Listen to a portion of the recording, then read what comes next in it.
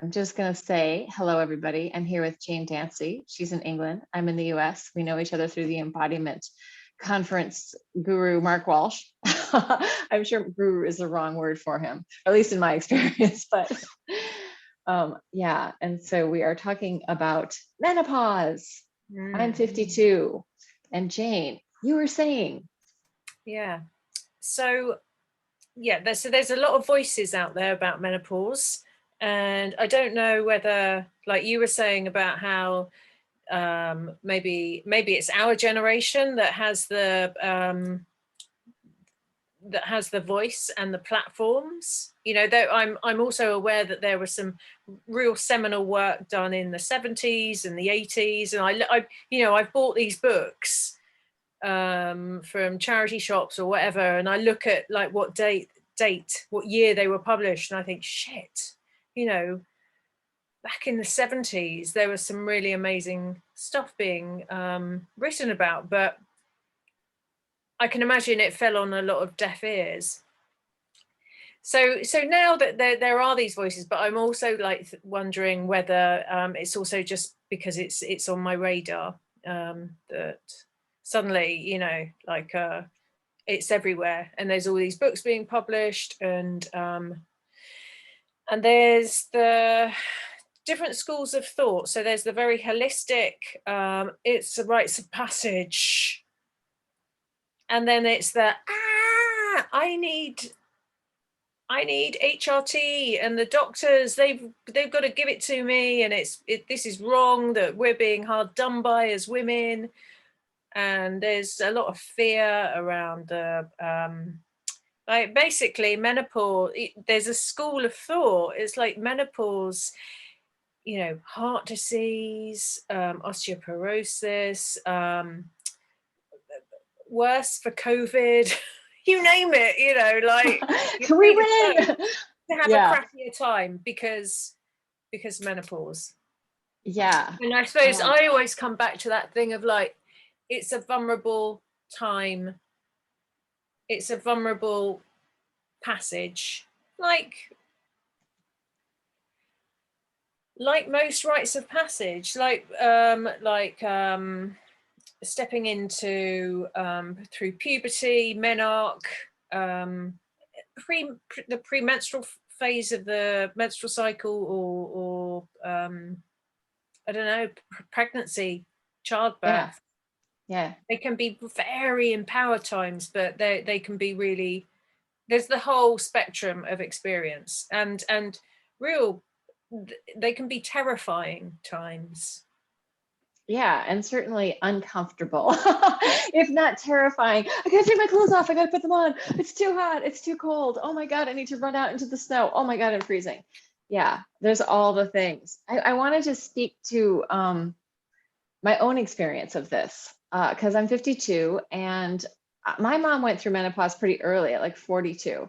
And I was in ballet class. Like, I've been a dancer my whole life, and I may have told you this story, but I was in ballet class, and like I was having all these hot flashes.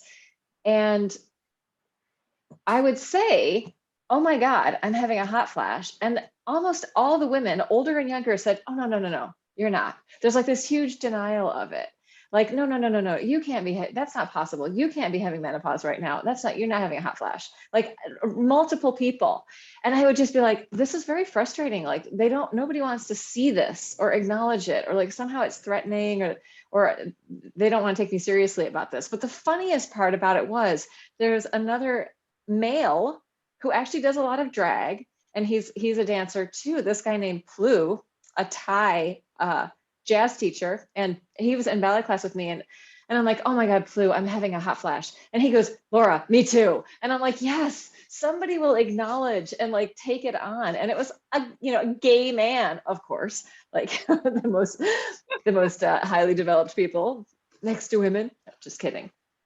I say some very inappropriate things, but and as I went through menopause, and now I'm on the other side of it, hallelujah, everybody I talked to was like, I think you should be seeing a doctor. I think you need to go to the doctor about this. And I was like, I don't need to go to a doctor about this, because I don't feel that need. And like, my relationship with the like allopathic medicine, great if I need it, yes, and I will take a codeine if I'm in incredible pain, But most of the time, I'd rather not. And I don't want somebody to tell me what they think they know about my body. And especially somebody who's usually not in shape, doesn't eat well, doesn't, have any kind of harmonious relationship with their own animal body. Like, I can't trust that for some reason. So I didn't go see any doctors about menopause. And at one point, I did actually, it wasn't about menopause, but I was like, well, I haven't had a checkup in 1,000 years, so let me go and get a checkup. And I went, and the nurse practitioner was like, you really should get a mammogram. You really should get a colonoscopy. You really should get all these things. And I was like, I check my breasts, they feel okay. And I really don't feel like I want a colonoscopy either. I don't want it. They're like, it's okay. They put you under general anesthesia. I'm like, that's a pretty intense thing for a nervous system to go through. And I'd rather skip that. So right now I'm not having any problems. And I personally do a lot to stay healthy. And I don't want to do all of these medical industry screenings that now it's time for this. Now you're in this, like, that's not my pathway.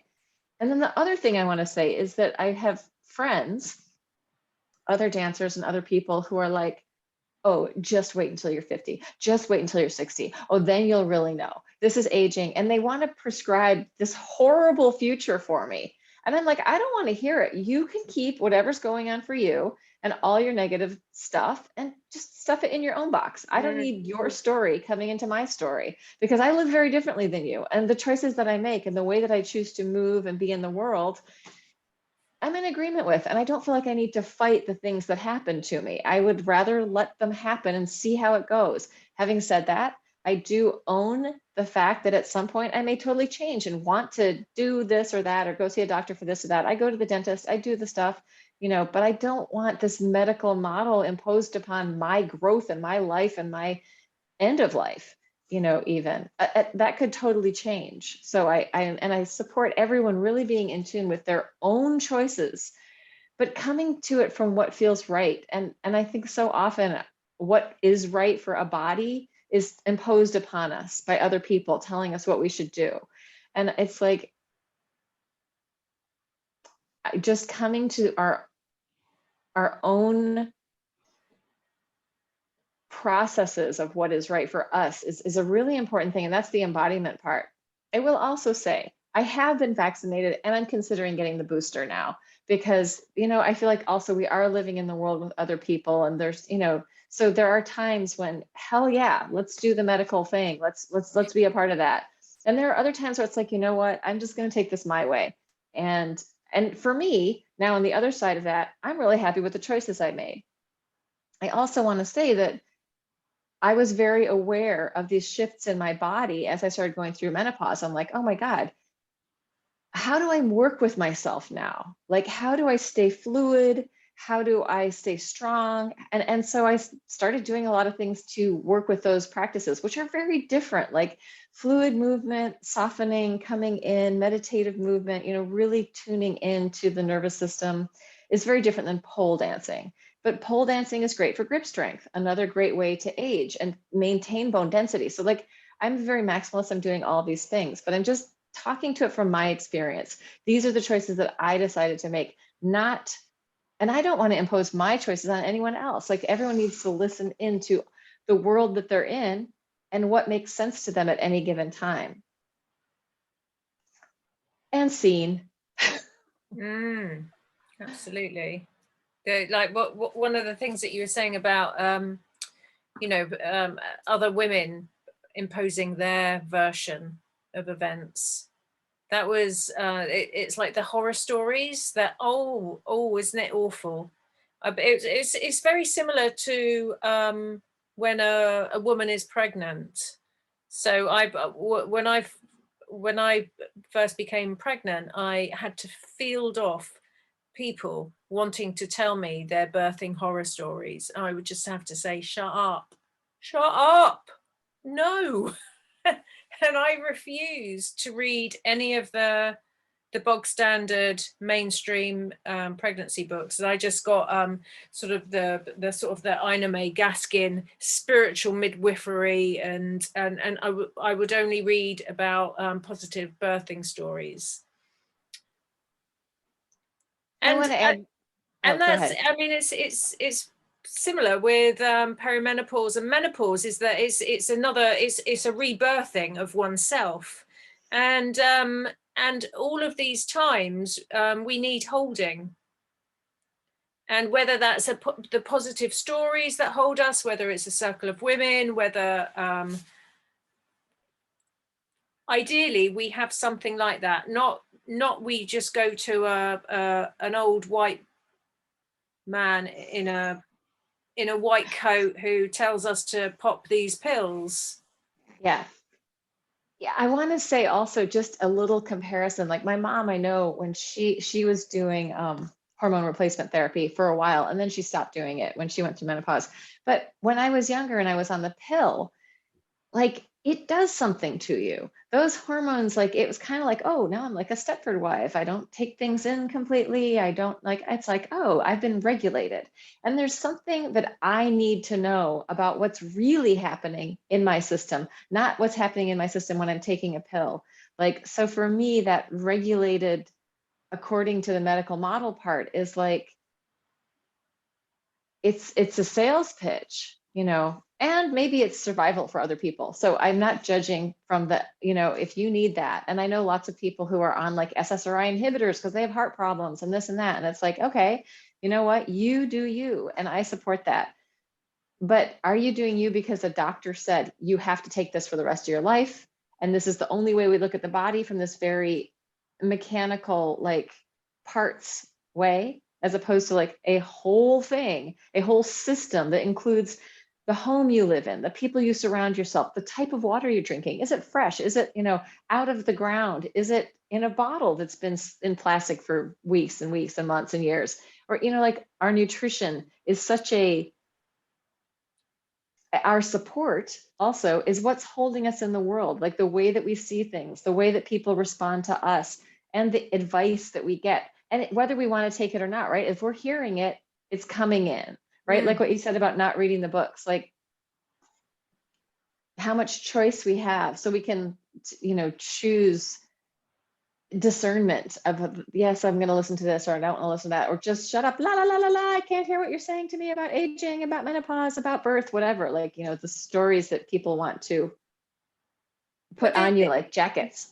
The other thing about perimenopause is that what I notice in myself, I notice in other women my age, and I read about this, is that it's a time when women come into a place of really, there's the potential of finding their voice, and there's a real kind of what I would call the bullshit detector radar really fine tunes, and it's the time when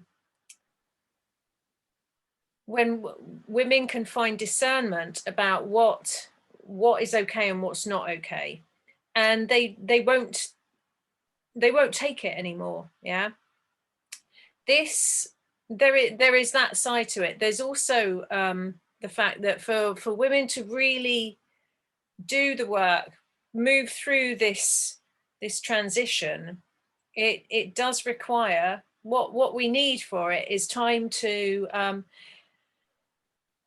slow down, take a pause. It's like taking a stock take. Yeah, it's like going through all the cupboards and thinking, okay, got this, don't need that. You know, it's a real life edit. And for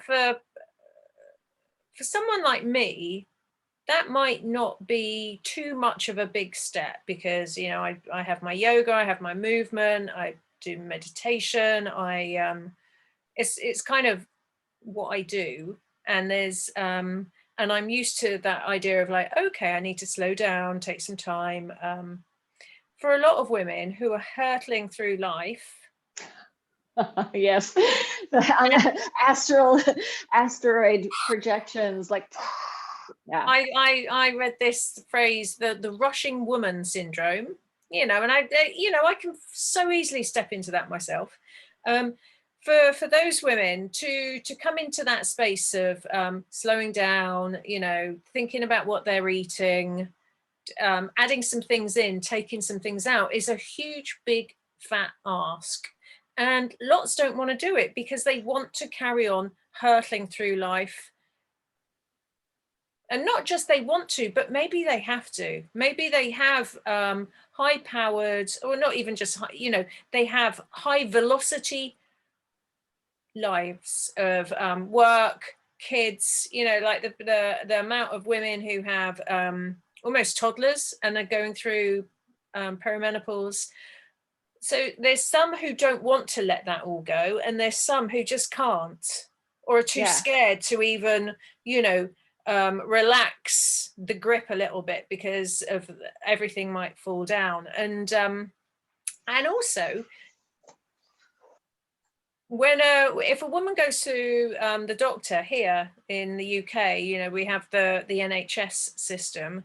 If she goes and presents all these symptoms and you know, physical, psychological, it's easy. The easy and cheap way is to use pharmaceuticals or hormones to as a quick fix, as a plaster. And it's that thing of like, you know, I see it also on a, I mean, I'm sure not everyone will agree with this, but there's something about shutting the woman down and just, you know, like, just shut up and get on with it. The hysterical woman. Yeah. And even to be seen that way, to be the nag, to be the this, like all the different.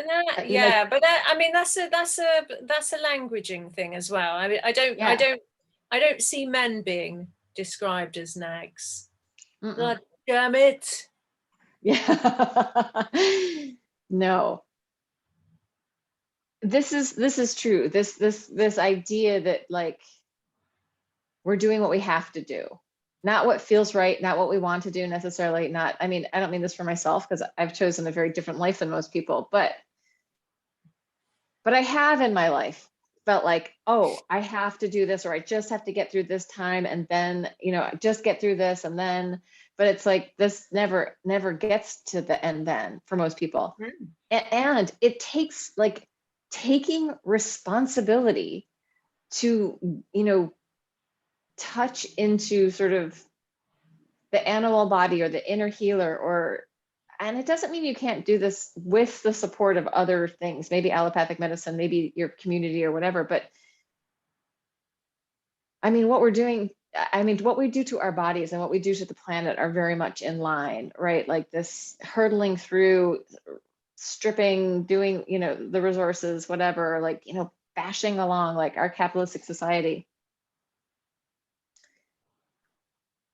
isn't talking about the air that we're breathing, the water that we're drinking, you know, the organic soil, the things that we need to sustain healthy life, right? Like it, the organism of humans or living creatures aren't valued so much. It's more like we've got to do it. We've got, this is we got to get the money. We got to do the thing, whatever it is, the bottom line. But, and so to step out of that into, I need to come into some kind of alignment with my own animal body, with my own being, takes a lot of responsibility. And it's funny, I was talking to Mary Abrams about this, who's a continuum teacher. And I was like, oh, it was like, I had started taking, it was like maybe 10 years ago, I'd started taking continuum a bunch. And I was like, kind of stepping out of the fitness world a little bit and much more into like the deep dive of like awareness, dancing with itself. And I was like, yeah, I think more people are going to want to do this. I think like, I just really see this is becoming the next thing, you know, like people want to do this. And she's like, nah, that's not going to happen. I'm like, why not? I was like, and I'm thinking, oh, listen to that negativity speaking. And she's like, no, it really requires people taking responsibility. And if you don't want to do that, if you need the pill, you got to power through. You just need to get this next bit so that you can get that bit so that this can happen. It's not, oh, let's look at what's really happening. Yeah, and there's that thing also that for your average person to slow down, to pause, and to come into inner awareness, inner reflection is a big ask. You know, it's irritating, it's annoying, it's boring. It's not seen as sexy. It's also It's scary. Like, who do you come up face to face with? absolutely. What have you been running away from this whole time as you're doing Well, your, totally. Totally. asteroid plunge into Yeah. space to So exist? Yeah. it's like it opens up a portal to come into oneself. We can either take that dive, or we go, no, shut the door, or not even realize there was a door and move on. And it's like with the menstrual cycle, each month gives us that portal to like, oh, I'm going to dive into that, or another month I'm going to ignore it, another year I'm going to ignore it, another, oh, and here I am at perimenopause, and I haven't done that monthly dive into the darkness. Does that make sense? Yeah, it does, totally. So maybe like the conversation we should be having is what are the things that work, like for us, like, and I have to say that as I get older, the amount of practices that I'm doing is like a good half of my day. And I'm like, it's interesting. I always try and teach classes that are what my body needs. Not always try. I always do. Like, it's not Yeah. easy for me to do things I'm not in alignment with. Like, I don't see the point of forcing myself into stuff that is not in alignment, sort of on a deep soulful level. So, but for me right now, what I've been doing a lot of is like what actually softened the waves of me going through that perimenopause was doing continuum, which is just these deep dives with breath and sound, and like nobody's telling you what to do. You're just sort of like, they give you a map, you go in with that map, like do these breaths, maybe touch this part of your body, then maybe lay on your side, try it on your belly. But you don't have to do it that way. You can change the whole map as long as you just stick. The only thing that is required is sticking with the same breath. So you're not making your own sounds. You're going with whatever breaths were offered. And so it could be like a s or an ah or a e, anything like that. And you're not doing it the whole time. I haven't done continuum, but I mean, I've done things like authentic movement and body mind centering, and yeah, you know, as I move through my 40s, it was like my body was saying no to mainstream yoga and yes to all these somatic practices, and it's just got to the point now where I don't really have much interest in having a practice of yoga how I used to practice maybe in my 30s, and the sort of the explorative kind of juicy somatic practices are what I find my body really loves it, but also I find them really interesting. Whereas the yoga, I'm like, oh, boring. Yeah. It's interesting. So when I started going through this, really like diving into the somatics, which I started with Liz Koch. Like, I learned about so many things through her. Although, I mean, I had been a movement analyst. I had been certainly in somatic practices. I'd done authentic movement. I'd done some BMC. I had spent a lot of time in my own like exploratory process of improvisational movement. But with the continuum slowing down and really having permission to move in any way and listen in and bring the awareness in, and doing that really regularly for a good 8 years, I started to feel like, oh, this like fitness stuff, no. Dance stuff, kind of, because I've always been a dancer. And like, while ballet is like the exact opposite, it's like the most imposed structure, not unlike yoga. A lot of yoga is like, this is the right way. And, oh, you're not quite looking, there's a lot of like imposition of will. So I was kind of stepping away from that and really struggling with any kind of thing that's telling me how to do it right. And just being in, if I can't sort of figure out what's right for myself, I don't want to know. But now that I've passed that hump, I'm going back to all the old things also. Like, I love to take ballet class and teach it. And I also like to do fitness stuff. Like, I like to work with my muscles. I like to do repetitive things. So, but I've come around in a very different way. And also, I mean, I was doing Bartenia fundamentals all the way through, and I knew that that was keeping me hydrated, open, and tissue prepped to be able to do the rest of the things in my life. So, But now I feel like, I mean, coming into pole, it's like I need to do something intense and strong where I'm really building strength. And it's fun and it's, challenging. But what's so amazing about that is that A, the women are incredibly supportive. B, I'm wearing a bikini. Like in my ballet class, I would still be wearing, like, covering everything up as much as possible.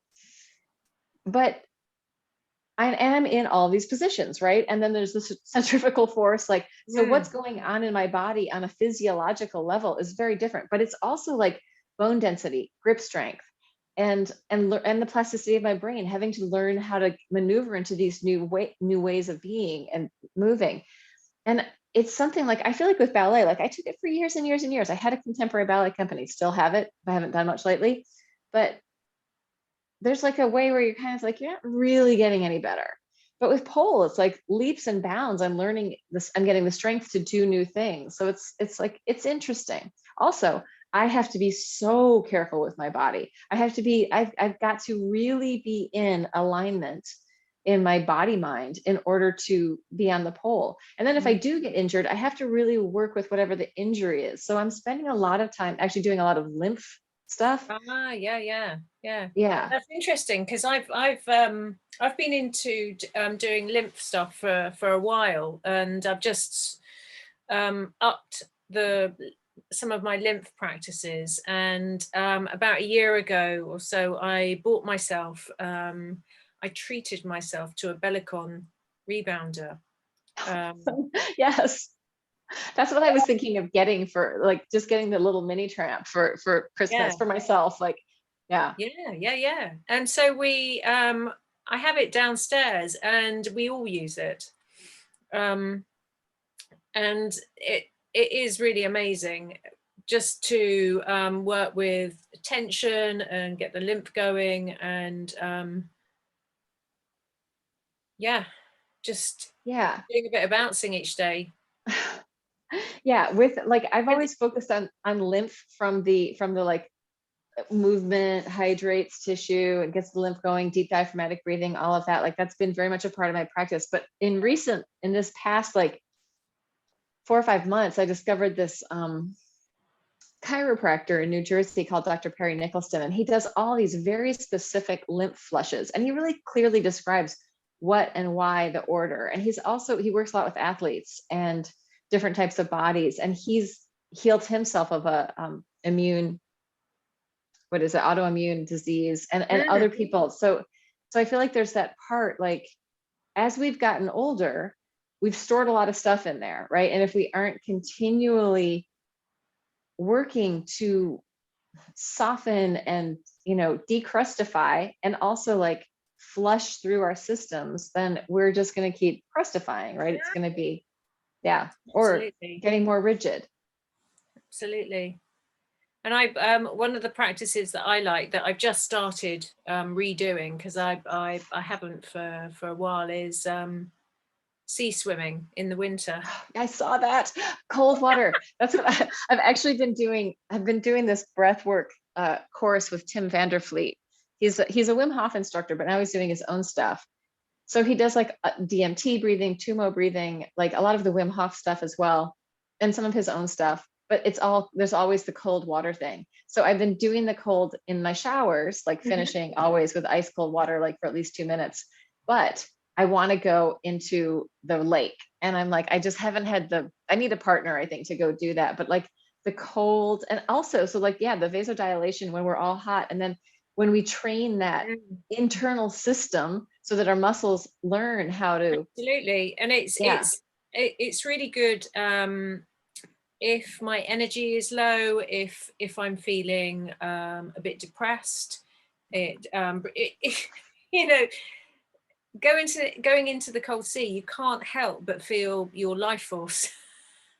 Oh, that's what I mean. The cold for treating depression. Saying about maybe you need to do it with a friend. But where I go swimming here in the UK, in Sussex, it's a huge community of predominantly women, and it's all these amazing groups of women who meet at the beach, go for swimming. They take their dogs. It's such a community.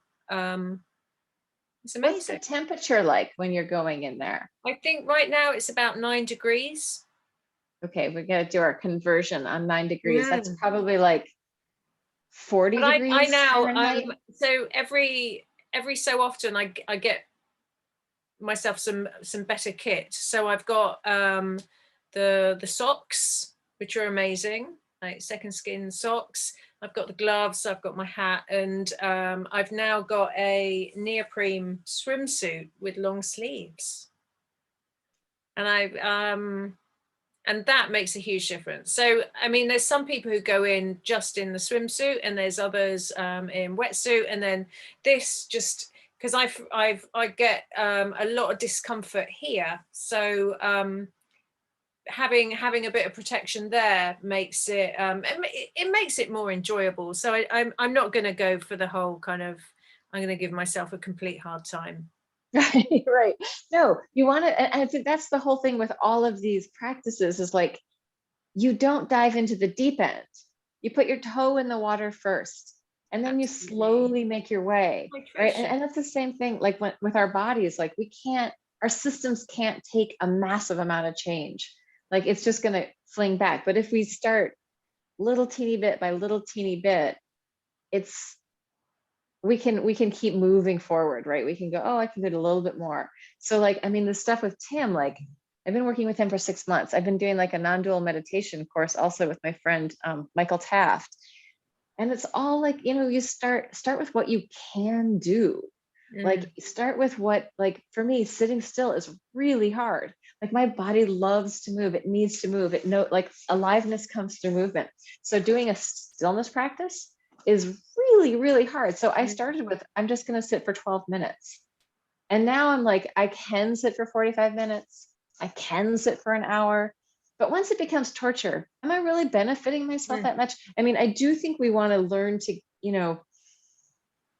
move through discomfort, like the cold water, like, or the cold shower. It's like, at first you're like, oh my God. And then you're like, oh, it's just water, Absolutely.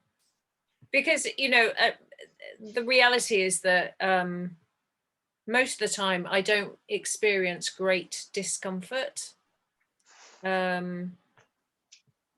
Luckily I don't have a pain situation going on, and my life, I don't have huge discomfort. So it can be and that it's a real skill to be able to stay with discomfort. And I do think it's like when I look at my daughter's generation, she's 15, I see how they can really bypass discomfort through the trappings of modern day, like even the fact distraction. that like they've Yeah. got their phones, Here. and if they need to know something, they can there is none of the discomfort of like, oh, I don't know that, Right. and I've got to go out and talk to a stranger or call up someone. Yeah. It's there's that well, it builds resilience. Is resilience the right word, or just the it it's Character. about capacity. Yeah.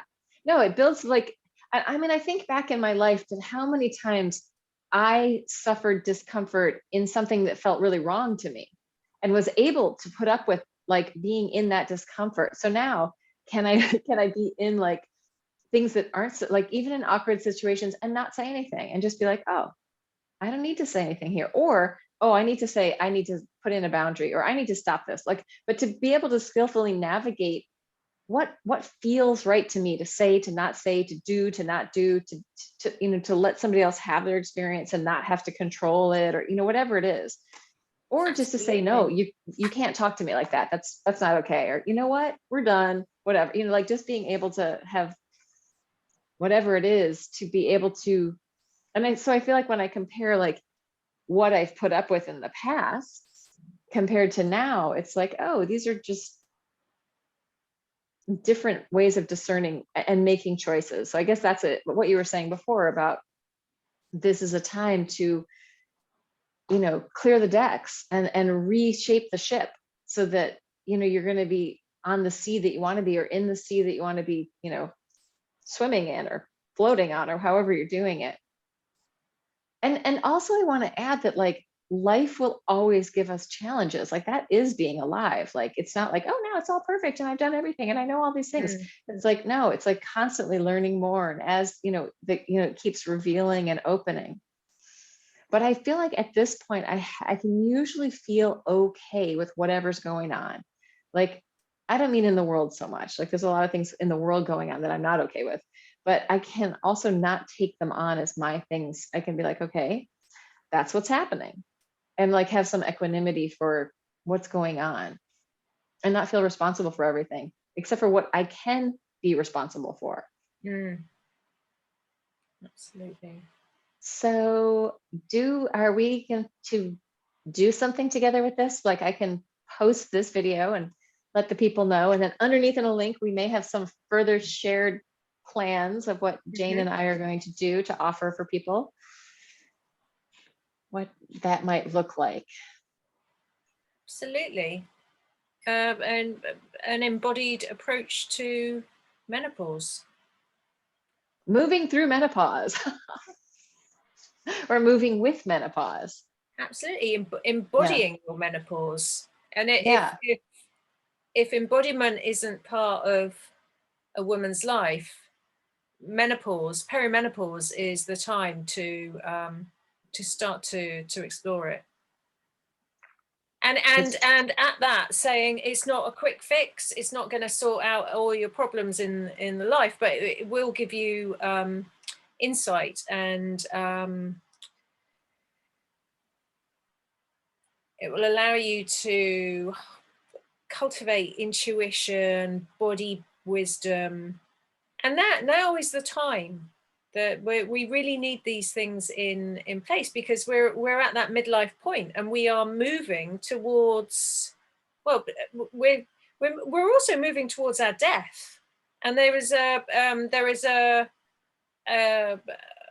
that's a journey in itself. And I think going through this portal really reflects on how we are with our further ones down the line. Oh yeah. Yeah.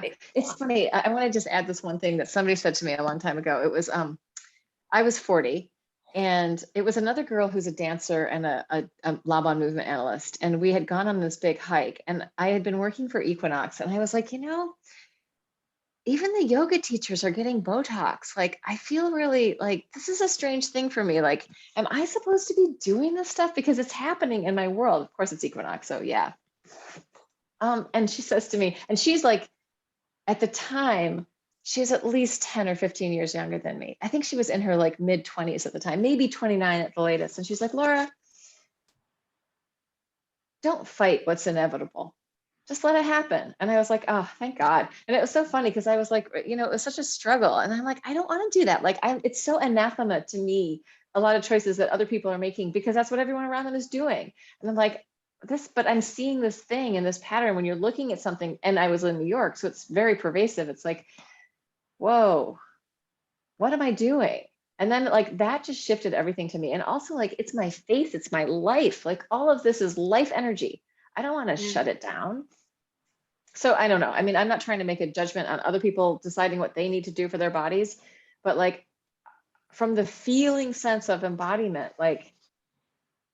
And to be in a place to make a really good informed decision, and to not to make it polarized. You know, like there's far too much polarization going on, and it's crap.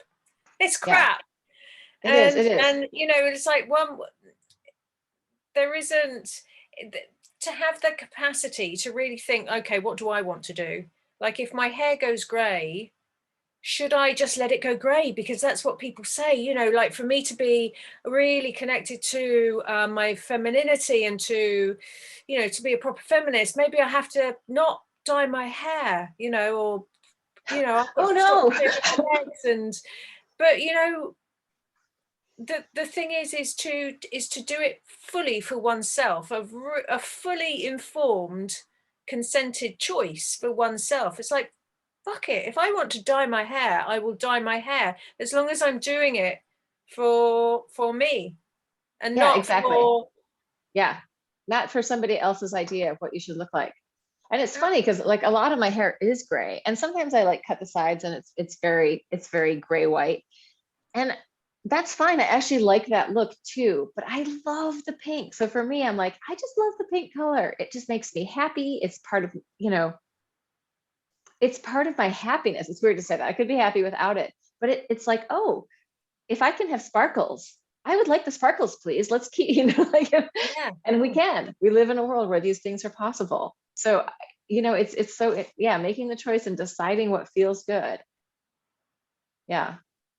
And yeah, I'm really, I see so much being posted about, women letting their hair go gray, and I think it can be an amazing choice for a lot of women, but I hope it doesn't make some women think, oh shit, I dye my hair and that's going to be another thing that I'm going to give myself a hard time for. Yeah. And you just nailed it right there. Another thing I'm going to give myself a hard time for. It's like becoming friends with ourselves, right? Becoming friends, like every cell in our body knows what we think about it. And so it's so important to like be able to be like, oh, this wonderful body that's going through whatever changes it's going through. Like it is me. We are going through this dynamic process of life as one. So like, yeah, I feel like I always need to touch my neck when I say those things. It's like I'm touching into my throat, into my truth of like, oh yeah. And and I have to say, like at this age, with all the things I've done, my body feels great. And like when I'm feeling like, oh my God, I'm sore or I need to sleep more or whatever, I'm like, well, that's what's happening right now. But feeling sore is also knowing I'm alive, right? Feeling things happen is like, oh, that's awareness in my body. It's not, and I worked something happened, or I let go of something, and now things feel different. Yeah. And knowing why that soreness is there, because there are, like we were talking about the women who hurtle through life, the rushing women syndrome, the women who keep going to HIIT, they go to the gym 3 times a week, they go Right. Running 6 miles, blah blah blah, triathlons, and I'm, I do sometimes wonder, where is the enjoyment? Where is the joy? And is it a way that they kind of almost like self-punishment Forcing. Well, through I think exercise, yeah. and losing that sense of when something, that thing of like when something goes beyond good Yes. into too much. Yes. Too much. Like, why am I driving myself into the ground? Yeah. And Why I is think that that, it may be the only way that I can make myself feel better and feel worthy and feel okay and good and powerful is by driving myself into the ground. yeah. And I mean, I'm not opposed to any of those things, but it's a question of how much do you do it? And are we doing the softening things? Like Bonnie Bainbridge Cohen, Body Mind Centering, read this quote from her. She's talking about the center of your body. If you want to soften your spine, or you want to have more flexibility in your spine, you've got to soften the things around your spine, right? Even like the organs, like how are the organs doing in there? Are we giving them space? Are we letting them move against each other? Like, can they have volume, right? Can we have some shape inside? Anyway, all right. I think we've been talking for a long time, and I feel like we should stop recording. Yeah, but just to say, Jane and I will come up with a plan and we will be posting it. So please join us.